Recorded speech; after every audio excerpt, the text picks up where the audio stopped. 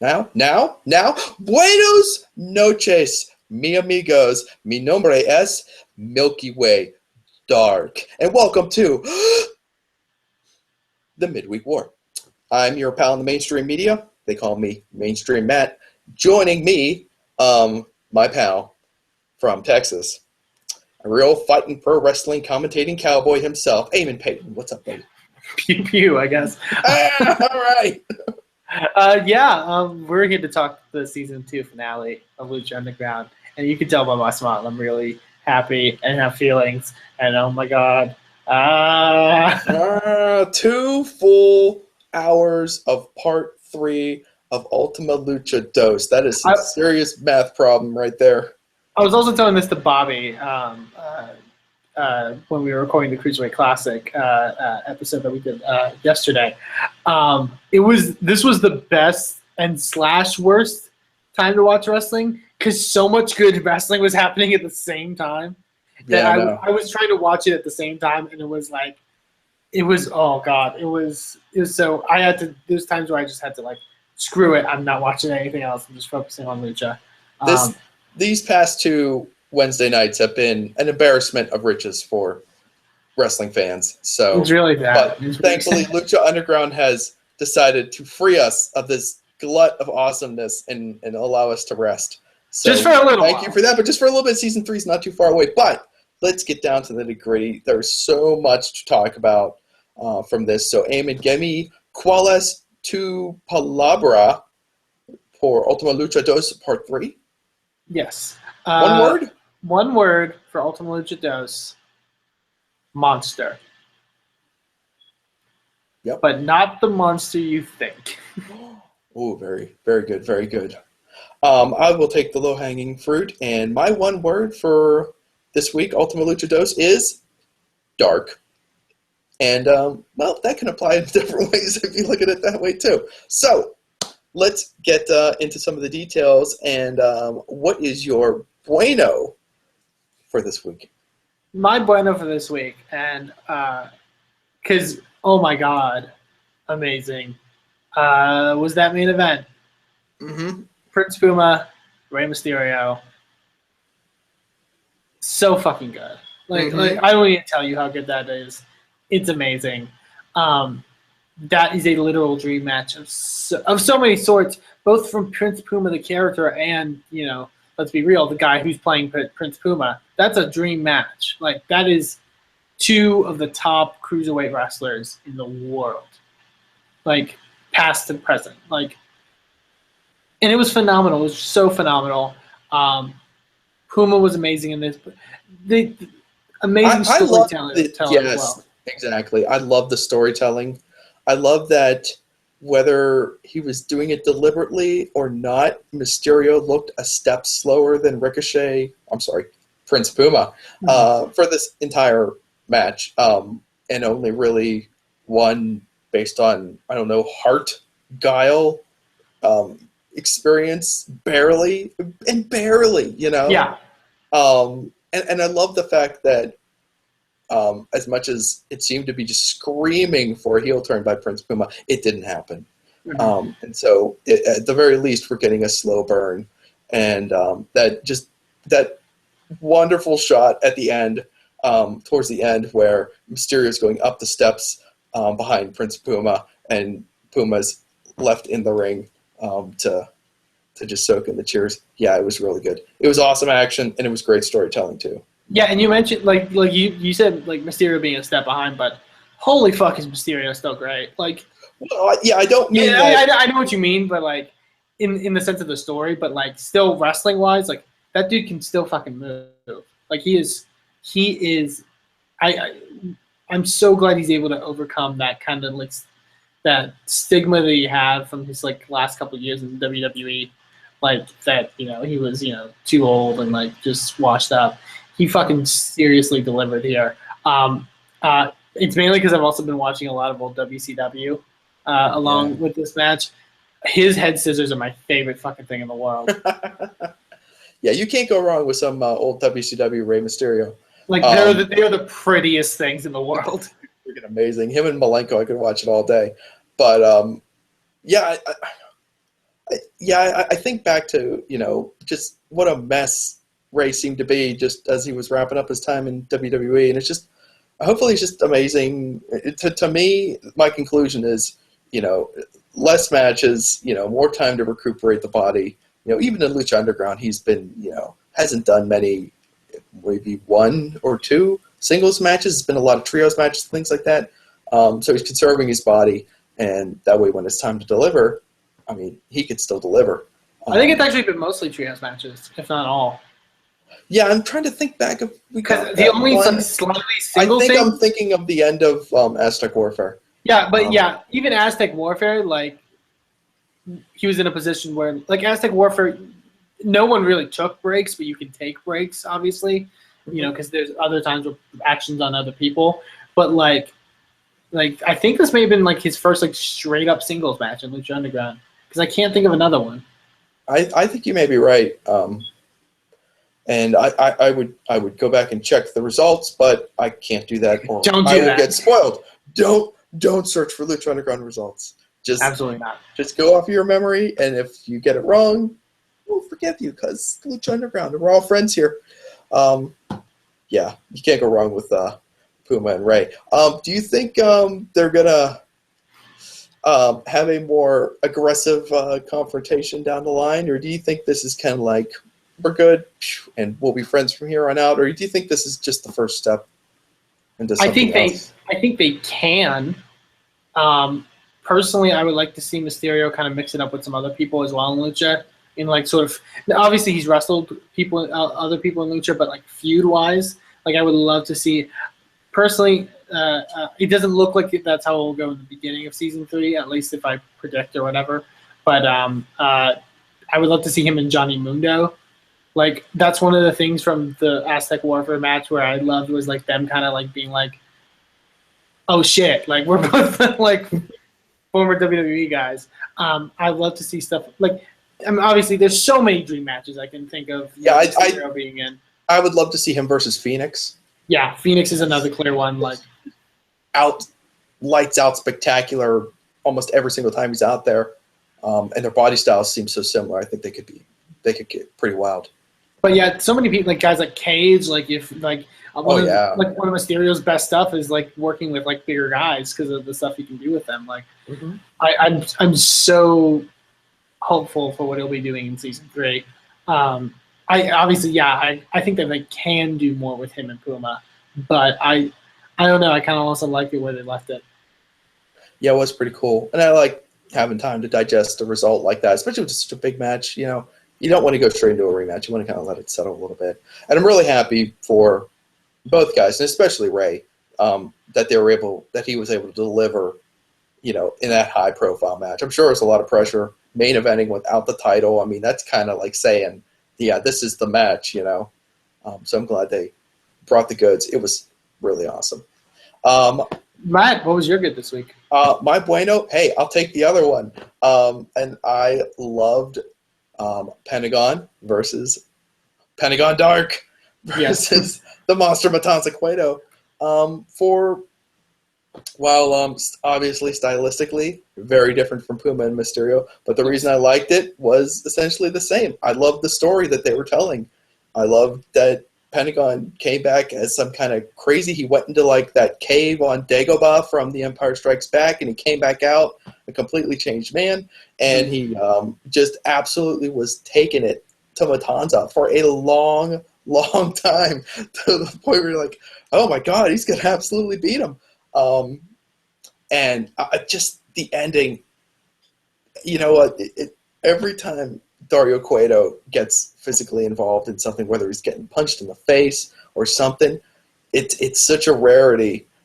It's just so meaningful whenever Dario, I mean, that was like the absolute illustration of how desperate things had become for Matanza, that Dario got himself physically involved into the match. And then Vampiro gets up, and then all freaking the business breaks loose. And everything that came after the match was crazy, but perfect.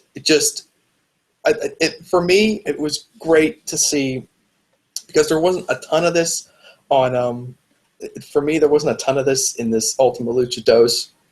that felt like a huge callback that kind of encompassed the entirety of Lucha Underground. The Pentagon Vampiro stuff at the very end felt like this is a 2-season story that we've been watching, and we've just hit another crescendo, and now we're going to go on and we're going to do something else. So that was really exciting for me, and a great kind of payoff, especially for the people who've been watching since day one.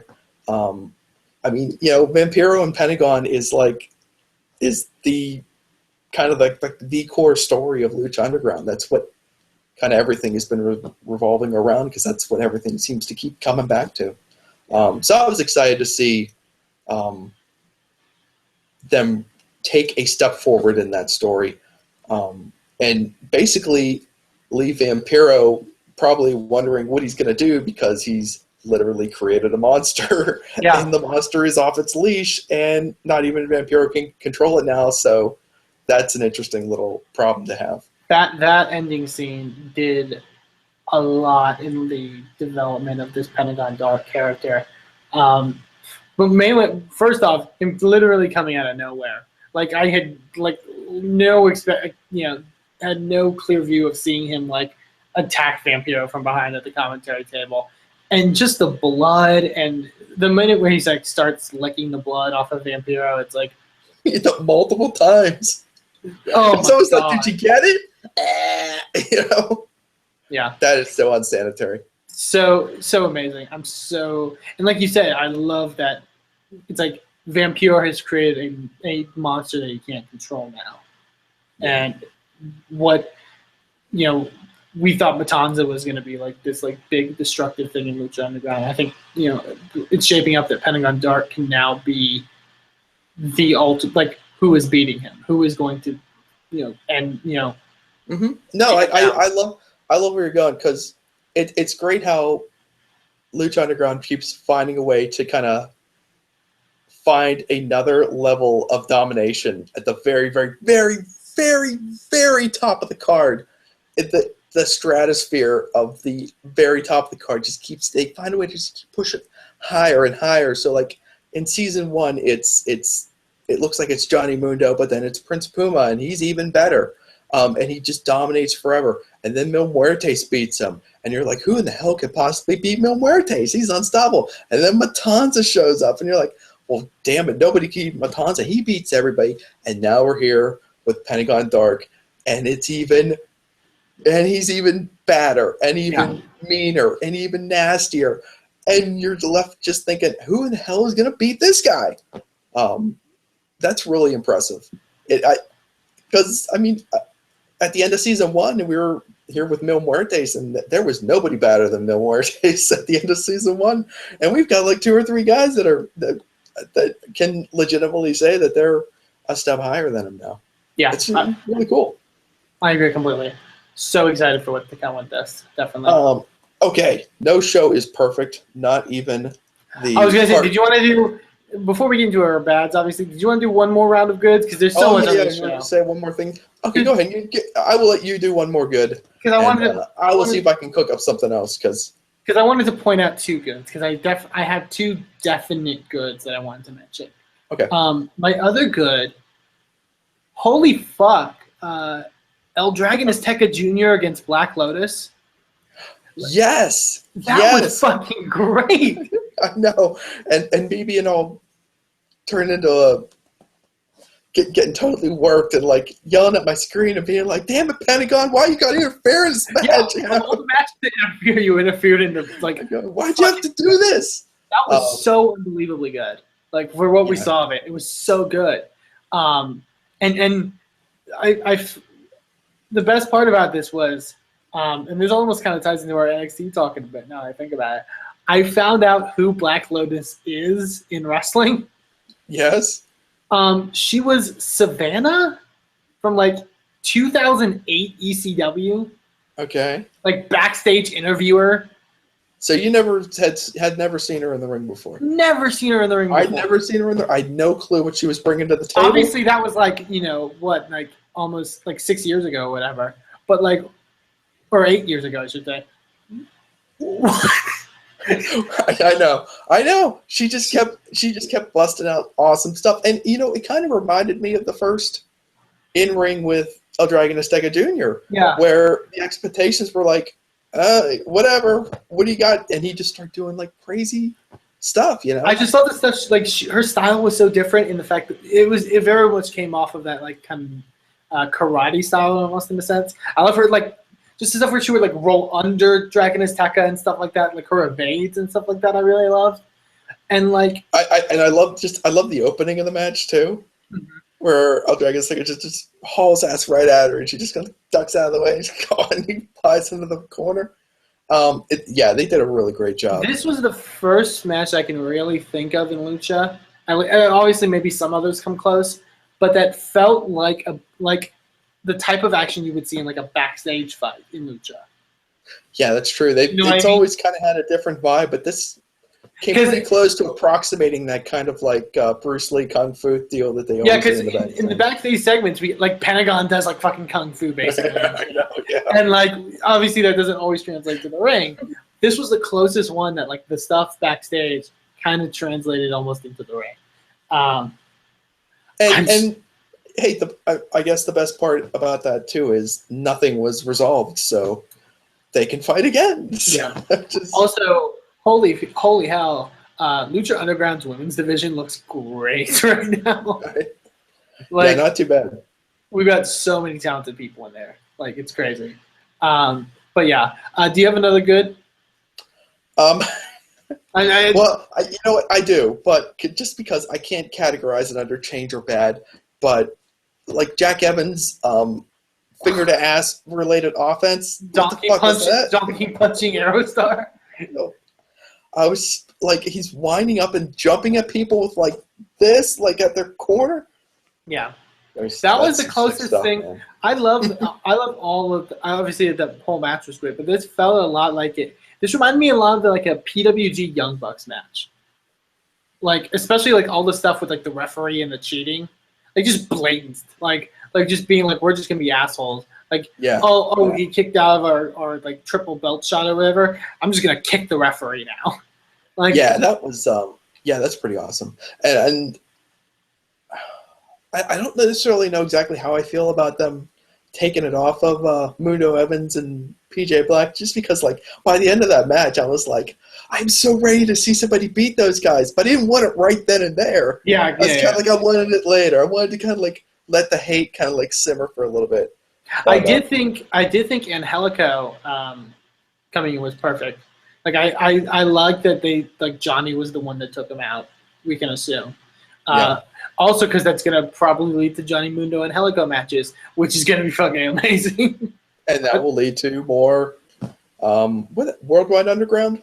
Yes, Worldwide Underground. Team Dysfunctrios. Dysfunctrios. So that could be fun too. I feel like we didn't really get that, did we? No, because our boy Angelico was out injured by the time they got together. That was a shame. Yeah, feel bad for Angelico. But yeah, this is going to be some really interesting stuff going forward. Well, actually, I as much as we say that, like Team Dysfunctrios, at least of now, seems like they've got a couple different directions they're each going, like as individuals. Mm-hmm. So I'll be interested to see what they do in season 3. Going to my bad, I don't really want to say bad. I like my bad because I can think of a change, I guess. You know, my bad is also very slight. For the title match, the Lucha Underground title match, I would have liked a little more violence. Just in the spoken like a true disciple of Dario Cueto, you would like more violence. Just for like the kind of full transition of Pentagon Dark. Obviously, he was going to be more violent in the closing segment with Vampiro, but I don't know. I would have liked something maybe a little bit more. Like I know they use like a chair. I would like maybe bring out like do a callback maybe to like the match last season. Do like a light tube or whatever. Like it didn't have to be much, but like I don't know. I still love the match, but it was more like they did a lot of brawling, which is fine. But like I don't know. I kind of expected more weapon stuff. Well, I mean, I think it was effective because it was a lot of one-sided brawling, and it really drove home the fact that hey, this is not the original Pentagon. This is not warm, cuddly, friendly Pentagon. This is dark Pentagon, you know? Isn't it funny that the Pentagon Jr. who won Cerro Miedo was the friendly, cuddly Pentagon version, and now we've got the scary one. So just let that settle in for a while you... If you need something to think about between now and season 3, just think about that. I am terrified. Just think about the fact that we got a scarier, more terrifying Pentagon now. I do have a bad, and it's nothing too critical, but I just can we get Ivelisse a win? I feel like it's been forever. I feel like she's getting pinned all the time. I'm trying to think. Yeah, and I can't check the results because, well... I remember she did score an elimination, like one of the 4, I think in that 4-way trios. Yeah, but it just feels like... I don't know. I just... It kind of... It hurts me because the crowd is always with her, you know? Mm-hmm. They want to see her win, and they never get it. So maybe that's the only win I think she beat, like, Cobra Moon at some point this season, if I'm... Yeah, you might be right. But yeah, you're right. Like I'm having trouble thinking of wins by her. Yeah. But obviously, besides the trios titles, but obviously that's trios and like stuff like that. But yeah, I can see your point. I think she's awesome. Yeah, ever since she kind of like emerged in season 1, I just want to see her doing well and moving up the card. I would rather see her kind of closer to where Sexy Star is right now, but I get it. But I will say, at least what we can assume on season 3, this whole Maxine. I say Maxine because I feel like once she came out in gear basically, and like beat up Ivelisse. I'm like, oh shit, we're getting Maxine now. like we're finally gonna get to see her wrestle. Because she was a very underrated wrestler. In WWE. Yeah. I actually not recently, but a while back, I saw her. I think she did a match in Beyond against Joey Ryan. Yeah. It's fantastic. Just like it's not the most fancy, flippy thing you've ever seen in your life, but just good wrestling. Just doing her thing. It's fantastic. And going back to it, like that women's division right now in Lucha has such solid workers. It's like that are amazing. Like. Ivelisse, you got Ivelisse and Taya, you got Sexy Star, you got Katrina now. Mariposa is amazing. Black Lotus, I would even put Cobra Moon in there. Like their women's division is really, really kind of rivaling almost. Obviously, the NXT one just got a couple losses, obviously with the call up, but they're doing some great stuff. So I'm very excited. Now we'll have to see if they actually divide the women into their own division, or if they just continue to put them in the blender with the rest of the fellas. Not that I don't enjoy that too. In fact, Taya beat up more men. I would really enjoy that because just more Taya cage matches. She's a believable ass kicker against, I would say, half the men in Lucha Underground. I would believe that she would beat the living hell out of. So I'd like to see some more of that. That would be enjoyable for me. So let's get that in the hopper. Season 3 is already in the can, so my request will be I'll be waiting until season 4. That's okay. Eamon, you alluded that perhaps you might have a change. Do you have an actual change? It's a slight change, like very, very slight change. Because I still love what they did with it, obviously. Because we obviously had a buffer match between the title match and the main event with Ivelisse and Taya. I would have loved some backstage segment with Dario, where it showed like the cops coming in or something. You know what I mean? Yeah. Or something along that line to show him kind of at that point where he's about to get arrested. Because like the stuff in the ring ended, and then we just cut, and Dario is being loaded in a cop car. I'm like, wait, what the fuck happened? They caught him. My stream cut out. Yeah. That's actually was exactly what my change was too. I wanted, not necessarily, although I would have loved to have seen an extra backstage segment. I'm always game for one of those.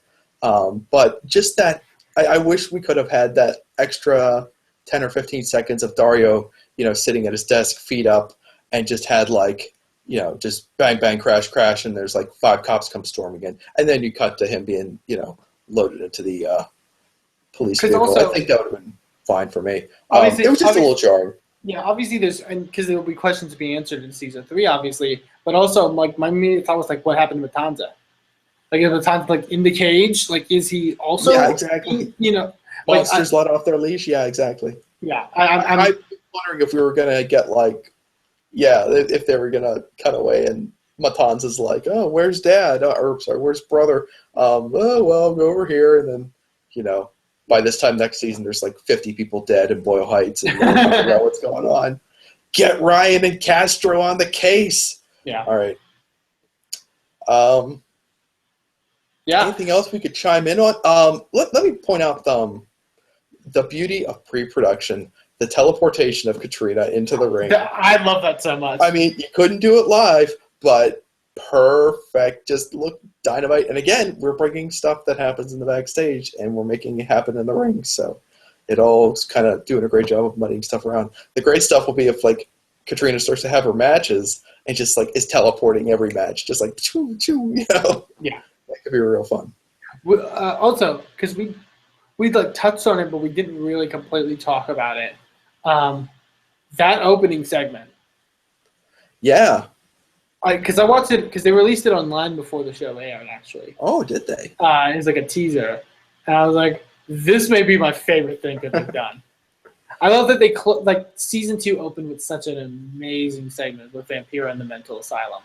Yeah. And this was the perfect like opening to the last episode of the season. Like, so good. So jarring as well, but like in a good way. Like just the flashes of like kind of like I can't figure out a way to describe it. Yeah, like the strobe effect kind of doing. But it wasn't like it wasn't overuse of strobe. Like it was in a way that like really sold what was happening. Like for those that didn't watch it, Pentagon, his final test, I guess you could say, to prove that he had zero fear is he had to fight like 8 Pentagons. Yeah. Yeah. Like it was so good. It was like Empire Strikes Back. Yeah. I forgot what people compared it to, but yeah. So good and such a good way to open the show. Yeah, that was awesome. And just going back to the Pentagon Matanza match itself and Vampiro at the commentary desk, and just how good he is at conveying so much with just so little. Like but Pentagon's he's got it rolling. It looks like he's got him where he wants him. Vampiro stands up and at the desk, and they're cutting away to him, and Vampiro's not smiling, but he's smiling. But it's like he is, but he isn't. You could my favorite. He looks so proud. He's like, yeah, here we go. So. My favorite stuff was actually after the match, when Pentagon had lost and they had the dissension with him and Vampiro, and they go to commercial and they come back to Striker and Vampiro at the table, and you notice like Vampiro's taking some of his pills again. Oh yeah, was he? Oh, I missed that. That's great. It's very sly, but like he's like if you pay close attention, like he takes some more of his pills.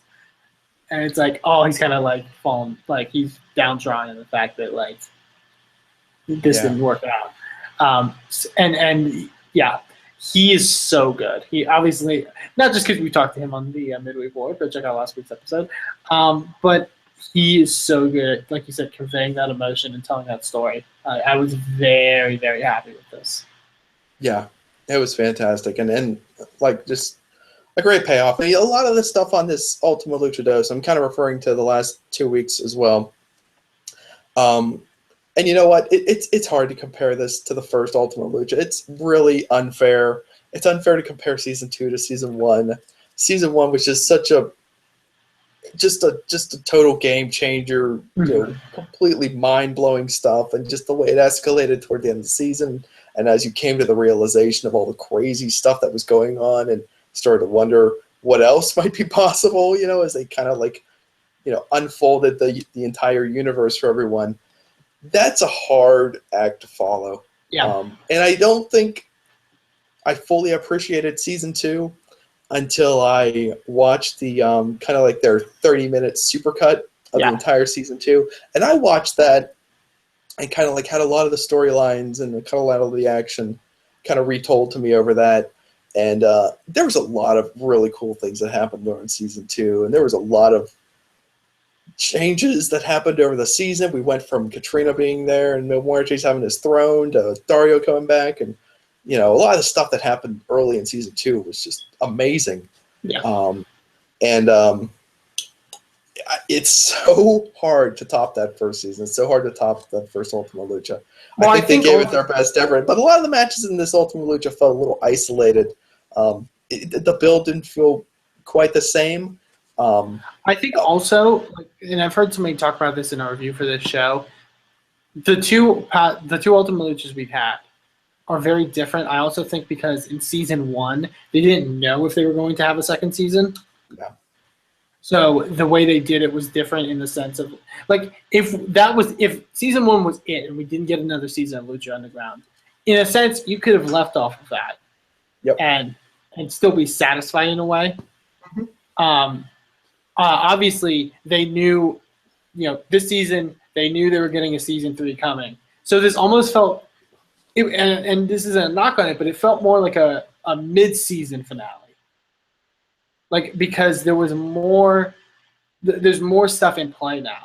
And there's more stuff going forward into season 3 that was kind of implemented. We got more setup for season 3 in this Ultima Lucha than we had set up for season 2 in last year's Ultima Lucha. Yeah, I'm glad you said that because, I did get a sense during this season that there was a little bit of them stretching what they had a little bit for season 2, and so they could hold stuff off for season 3. Mm-hmm. And if, we also talked to Chris DeJoseph last week on the Midweek War podcast. You should really go back and watch that podcast with Chris DeJoseph and a surprise run-in out of a puff of smoke by Vampiro last week. You should go watch and listen to that because it was awesome. But Chris definitely kind of alluded to there being some really, really crazy stuff in season 3. So we'll keep our fingers crossed. And who knows what they have up their sleeve. I'm just excited that we're going to get it. Yeah. I'm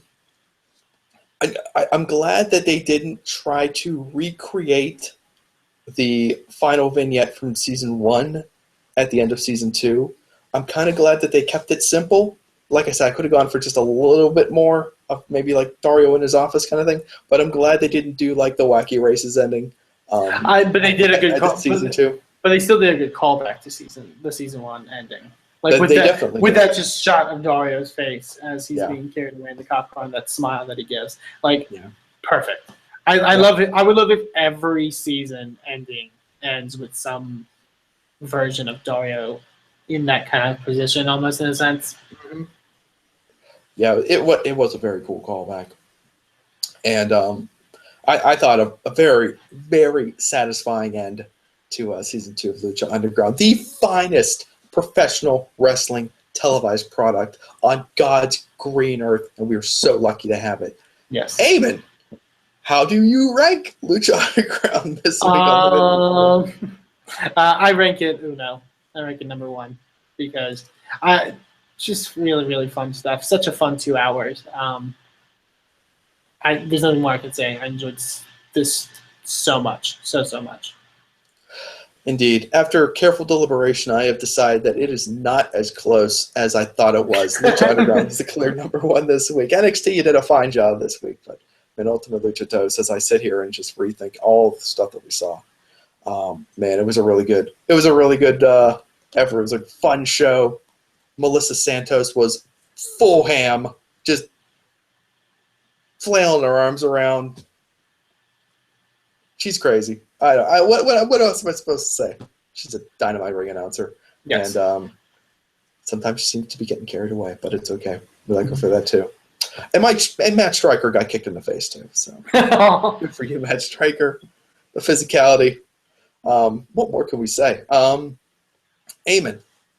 why don't you let everybody know where they can find you on the internet? You can find me on Twitter at Eamon2Please, and also check out the wrestling promotion I'm involved with, Inspire Pro Wrestling, over on Twitter, on Twitter at Inspire Perez, but also at InspireProWrestling.com. Our next event is on August 14th, and it features a certain star from Lucha Underground, Mr. Matt Cross, aka Son of Havoc. So be sure to check that out if you're in the Austin, Texas area on August 14th. Fantastic. I am on the Twitter at Mainstream Matt with 1T. We want to thank you for watching the Midweek War. But before we go, I just want to take one moment here real quick and take a moment to acknowledge the passing Thursday morning of Bill Cardell. Here in the Pittsburgh area, he's a bit of a legend among wrestling fans of a certain age. He was the voice of studio wrestling during the 1960s and thereabouts, which was also the television program that kind of helped to kickstart Bruno Sammartino's career. Anyway, he did a lot of other stuff. He was a true television and radio pioneer here in Pittsburgh, and like I said, fondly remembered among a lot of wrestling fans. Even Dave Meltzer had a nice write-up about Bill earlier today, which I think is nice to see that his influence and what he did still resonates here to this day. I had a chance to meet Bill personally late last year. Sorg and I have been working on a little project. Bill gave us a little bit of his time, and we got to talk to him.